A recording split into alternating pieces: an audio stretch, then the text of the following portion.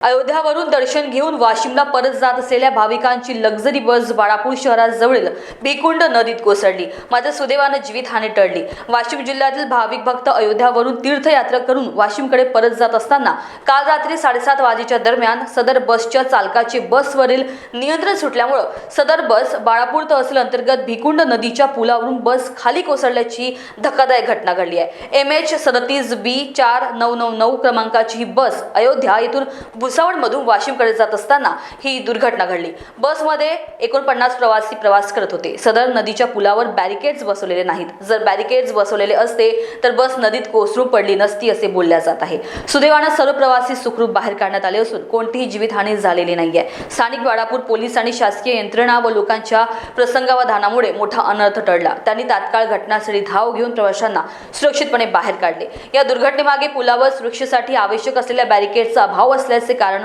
समोर आले आहे। या प्रकारामुळे स्थानिक प्रशासनाविरोधात संतापाची लाट उसळली असून तातडीने पुलावर बॅरिकेड्स बसवण्याची मागणी जोर धरत आहे। महान्यूज करिता सचिन पाटील, शेगाव, बुलढाणा।